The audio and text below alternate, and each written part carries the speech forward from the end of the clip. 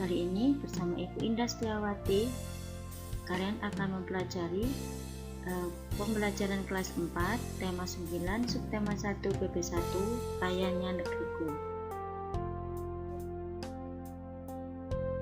Pelajaran kelas 4, tema 9, Kayanya Negeriku, untuk subtema 1 dengan pembelajaran pertama, yaitu energi dan perubahannya, yang akan dirangkai dengan manusia dan lingkungan.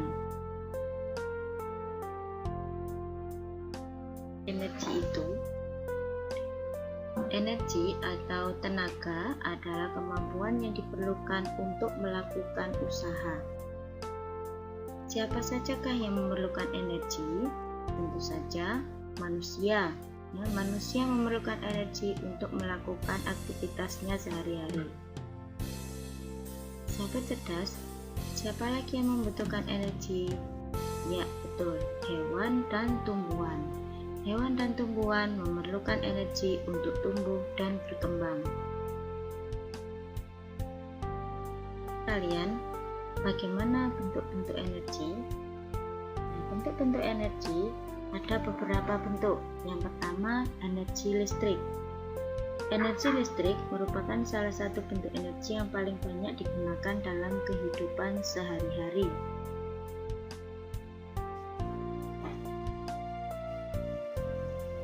Di samping energi listrik, yang paling banyak digunakan lagi adalah energi panas, terutama energi yang berasal dari panas matahari. Contohnya di sini dipakai untuk mengeringkan baju, untuk mengolah bahan makanan, hasil pertanian. Nah, itu manfaat dari energi panas. Berikutnya, energi kimia. Apakah energi kimia itu? Ya, energi kimia adalah suatu energi yang dihasilkan dalam suatu proses kimia. Contoh energi kimia adalah energi yang terdapat dalam makanan. Berikutnya ada energi mekanik. Apakah energi mekanik itu? Energi mekanik adalah energi yang dihasilkan karena ada suatu usaha yang berhubungan dengan gerakan yang terjadi pada benda. Energi mekanik dibedakan menjadi dua, yaitu energi potensial, merupakan energi yang tersimpan yang dimiliki oleh suatu benda karena posisi atau kedudukannya terhadap suatu acuan. Contohnya di sini benda yang jatuh ke bawah itu memiliki energi potensial.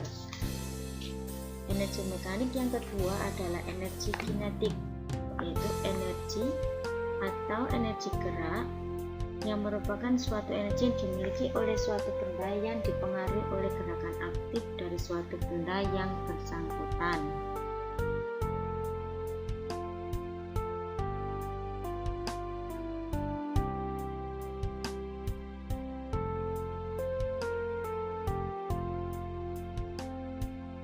Bagaimana kita mendapatkan energi? Sesuai dengan bunyi hukum kekekalan energi, bahwa energi tidak dapat dimusnahkan atau diciptakan, hanya bisa diubah dari satu bentuk ke bentuk yang lainnya.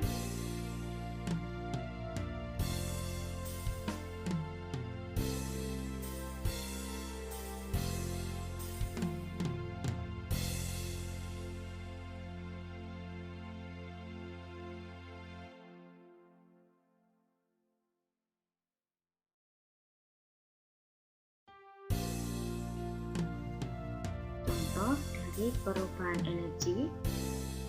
Nah, misalkan di sini Benny makan, ketika Benny makan, maka dia akan memperoleh energi. Makanan yang telah dimakan oleh Benny tadi akan diolah menjadi energi. Nah, energinya digunakan oleh Benny untuk bergerak, bisa berlari, berjalan, naik sepeda. Maka perubahan energi yang didapat di sini adalah perubahan energi kimia menjadi energi gerak.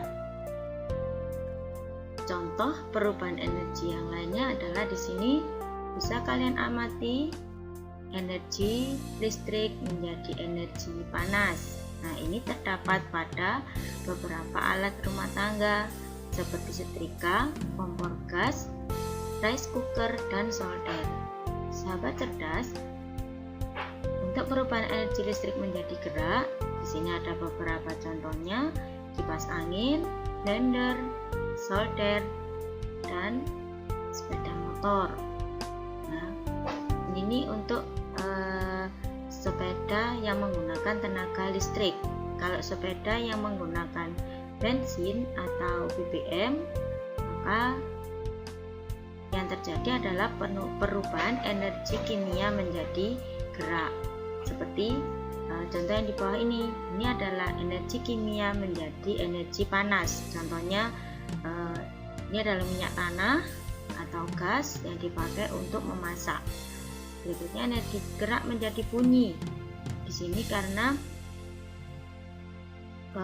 pemain drum ya, ini dia menggerakkan tangannya sehingga menghasilkan bunyi pada drum.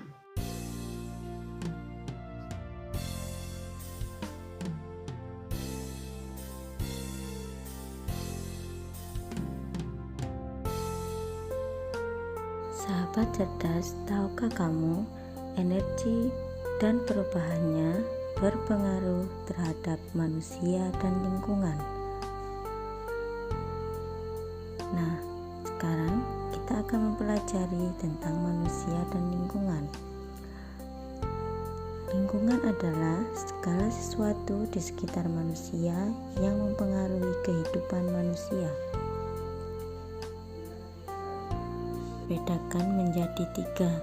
Yang pertama, lingkungan abiotik atau lingkungan tak hidup. Lingkungan abiotik terdiri dari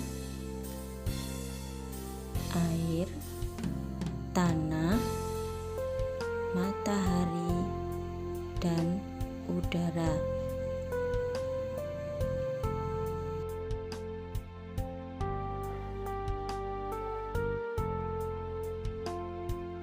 Apakah lingkungan biotik itu adalah semua makhluk hidup? Nah, di sini dapatkah kalian sebutkan yang termasuk makhluk hidup? Ya, betul sekali, sahabat cerdas. Makhluk hidup di sini adalah tumbuhan, hewan, ya. Ada tumbuhan, ada hewan. Di sini hewannya ada bermacam-macam,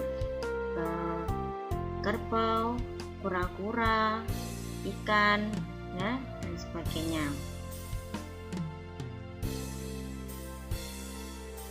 Perlu sahabat cerdas ketahui adalah lingkungan budaya. Jadi di samping lingkungan biotik atau makhluk hidup dan lingkungan abiotik atau tak hidup, ada lingkungan budaya. Budaya di sini termasuk pakaian, ya, aneka macam pakaian yang beragam yang ada di seluruh dunia dan terutama yang ada di Indonesia yang sangat beraneka ragam. Kemudian rumah adat atau perumahan, bentuk rumah-rumah yang berbeda. Budaya ini juga termasuk alat transportasi. Nah, alat transportasi di samping alat transportasi darat, laut, dan udara, ini juga sangat beragam.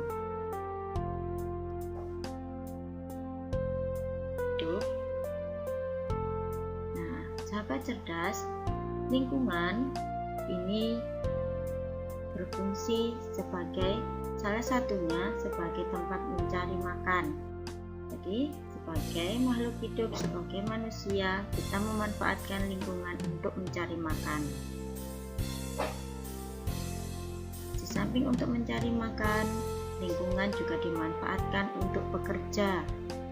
Contohnya di lingkungan sekolah, maka Bapak Ibu guru bekerja mengajar. Ya, kalau di lingkungan kantor, orang tuamu akan bekerja sebagai staf perusahaan. Dan terakhir, fungsi lingkungan salah satunya sebagai tempat tinggal.